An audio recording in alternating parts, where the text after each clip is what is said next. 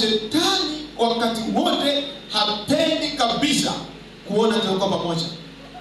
Kanisa linalokuwa linakusanyika pamoja, mtu ambaye anatafuta nguvu za Mungu, anataka uhusiano wake na Mungu, hana ibada anayochagua, siku zote atakuwepo nyumbani mwa Bwana. Amen. Amen. Amen Jose. Na ndilo kanisa linaloweza kuleta uamsho. Kanisa linaloweza kuleta uamsho ni hilo ambalo washirika wa hilo kanisa hawachagui siku ipi ni maalum ya kuhudhuria ibada. Unajua sasa hivi tuna wapagani wamekuwepo wengi sana. Wapagani wa Jumapili kwa Jumapili. Na mtu anashinda tu ibada pasipo sababu yoyote. Mtu wa Mungu, si kwamba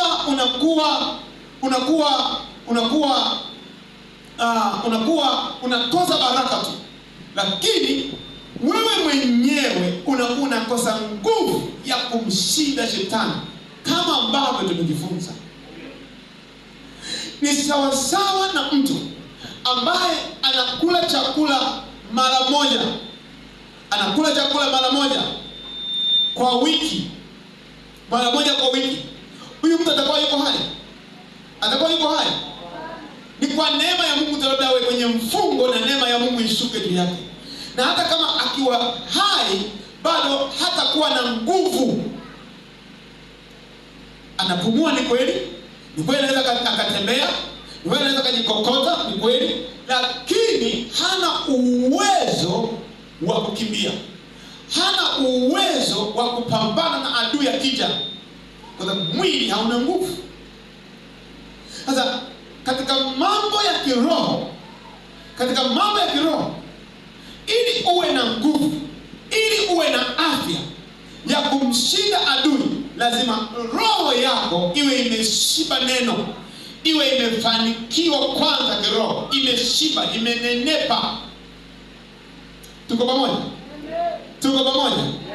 Ndio maana maandiko yanasema, mpenzi, naomba ufanikiwe katika mambo yako yote, kama vile roho yako ifanikiwa. Maana roho yako imeshiba, roho ya mtu huyo imenenepa, roho ya mtu huyo ina nguvu, roho ya mtu namna hiyo ina nguvu, ina afya, kiasi kwamba hakuna adui yoyote atakayekuja kumshinda. Anasema, nalifurahi sana waliponiambia habari zenu, ushuhuda wenu. Amen. Ya kwamba mnakaa katika ile kweli, natembea katika ile kweli. Angalia katika waraka wa pili wa Yohana. Utaona hapo. Kwa hiyo ili tupate kuwa na nguvu, wana wa Mungu, tupate kuwa na nguvu kiroho, ni lazima roho zetu zifanikiwe. Samahani, hapo ni waraka wa 3 wa Yohana sura ya 1 mstari wa 2. Waraka wa 1 wa Yohana, kwa waraka wa 3 wa Yohana sura ya 1 mstari wa 2 hadi mstari wa 4, maandiko yanasema, mpenzi, naomba ufanikiwe katika mambo yote. Maana biashara yako, afya yako, familia yako, ndoa yako, elimu yako, chochote utakacho, anasema ufanikiwe. Lakini uwezi ukafanikiwa, uwezi ukashinda, kwa sababu hivi baraka zetu zote zimeshikiliwa na shetani, zimeshikiliwa na mapepo, zimeshikiliwa na shetani na wachawi. Ndio maana maandiko yanasema katika Luka 4 mstari ule wa 3 mpaka mstari wa 6, shetani anasema, ukinisujudia nitakupa vitu vyote hivi, kwa sababu vyote viko mikononi mwangu, nami humpa mtu yote nimtakaye. Yaani mtu yote anayemsujudia humpa. Kwa maana hiyo, vyovyote tunavyovitaka shetani ameshikilia, ingawa sio mali yake, ingawa ni tapeli, ni mwizi, na sasa hana uwezo wa kuvishikilia ikiwa sisi tuna nguvu za kiroho. Tuko moja, watu wa Mungu?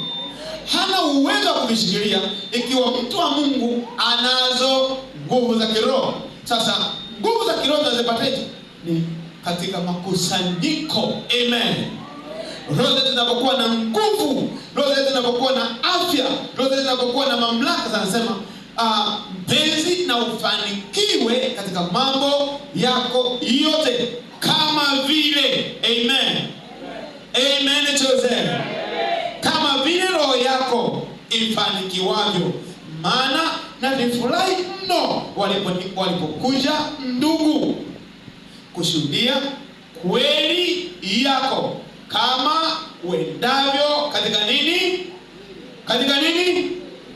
Katika nini? Wengine tusome katika nini? Katika kweli.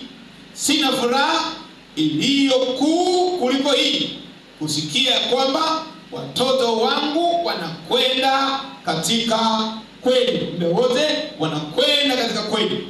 Muda wote wanakwenda katika makusanyiko, katika kusanyiko la wana wa Mungu. Muda wote wanakwenda wanapohitajika kukusanyika pamoja na wana wa Mungu. Wanaenda kumsifu Mungu pamoja, wanaenda kumtukuza Mungu pamoja, wanaenda kumwabudu Mungu pamoja, wanaenda kuomba pamoja, wanaenda katika jina la Yesu.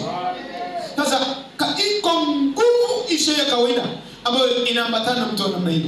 Ndio maana leo shetani analipiga kanisa kama atakavyo. Ni kwa sababu amezuia watu wengi sana, amewaondolea shauku ya watu wengi sana kuhudhuria ibada, kukusanyika pamoja katika ibada zilizoamriwa katika kanisa.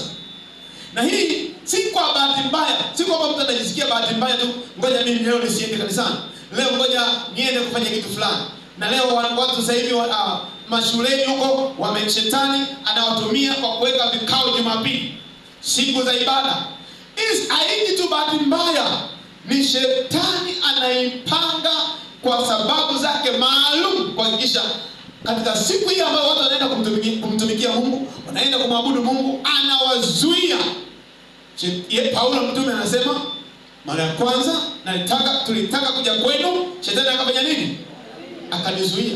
Ila wewe unafikiri ni walimu, ila wewe unaweza kufikiri ni wageni wamekuja tu kunitembelea, ila wewe tu kwa mawazo yako unasema ni kwa sababu ya tumbo linaniuma, kichwa kinaniuma, ndio maana siende kanisani, ndio maana Mungu amesema nisiondoke, mume wangu amesema hivi.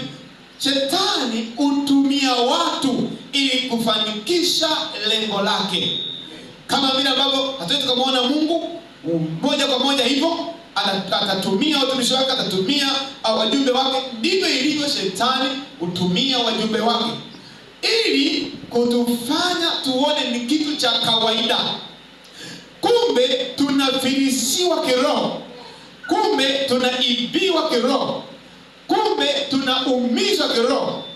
Kumbe ni mbinu ya shetani ya kutuzuia kukusanyika pamoja na wana wa Mungu. Kwa sababu anajua tukikusanyika pamoja tutakuwa na nguvu. Amen. Amen. Amen. Kwa hiyo kukusanyika pamoja, kutokukusanyika pamoja hakuji tu kwa bahati mbaya. Ni mipango inakuwa imesukwa kumfanya mtu awe mtu wa